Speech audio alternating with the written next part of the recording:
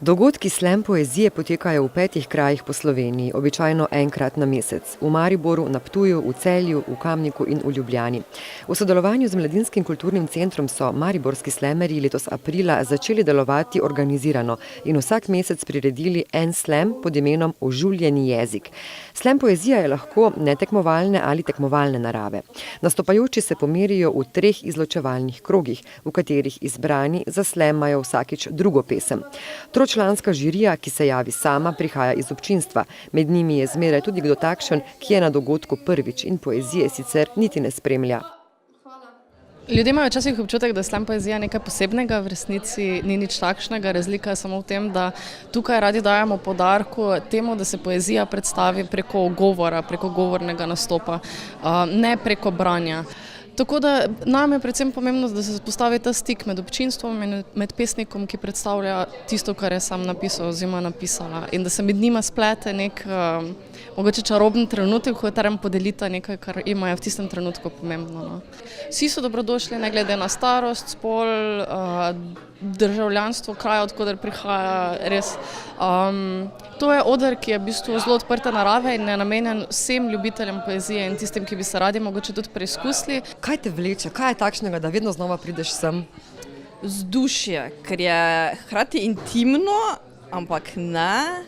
Pa tako malo je izziv za samo sebe, tako da vsakič, ko nastopim in pridem z odra, sem lahko ponosna na sebe, ampak pač ja, vsi so prijazni, vsi se imamo fajn. Fajn je. Ampak tudi rezultat na koncu koncev nekaj šteje. Imaš občutek, da je žirija realna, so pravični? Ja, jaz mislim, da so, ja. Pač včasih vidiš, da je komu kaj všeč, kaj pa ne, ampak pač vse skozi sezono se potem uravnajo stvari, tako bi rekla. Kakšne pismi si izbrala za danes? Ljubezenske.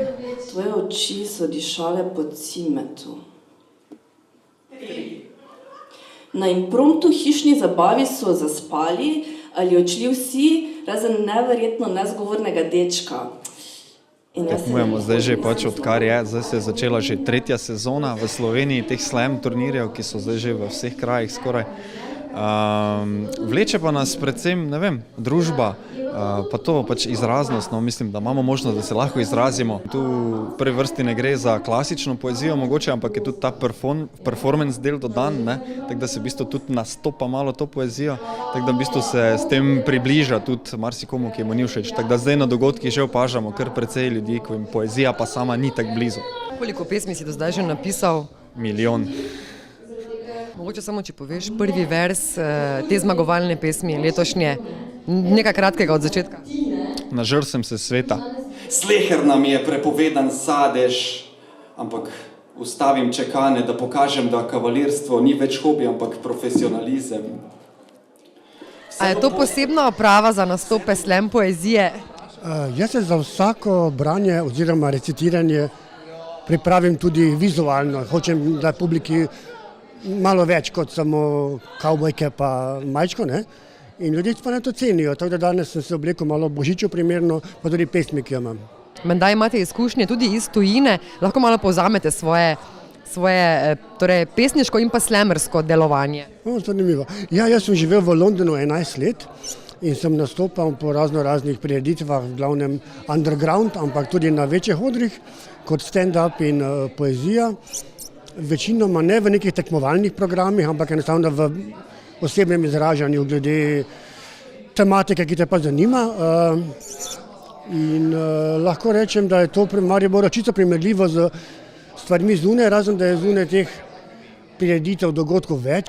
Naslov je sicer Božična, ki sem jo napisal pred 14 leti, ko je moj partner umrl in sem pa prebral samo enkrat v življenju, v bistvu takrat, nikoli več, in danes bom naredil en tak krog, da zaključim pa da odložim. Lani je zaradi velikega zanimanja nastala tudi slovenska mreža za razvoj in promocijo slam poezije, ki organizira slovensko prvenstvo v slam poeziji. Oba dosedanja prvaka sta se že udeležila tudi evropskega slam prvenstva v Belgiji. Zmagala sicer nista, ampak bila del Evropske druščine pesnikov in videla kos sveta. Da, tudi s poezijo se daleč pride. Tukaj ne gre toliko za izbiranje tega, kdo bo dejansko najboljši na koncu večera. Tudi nagrada, ki jo podelimo, je v resnici precej šaljive narave. Pesniku se na koncu ne zgodi nič posebnega zaradi tega, ker je osvojil tak tekmovalen večer.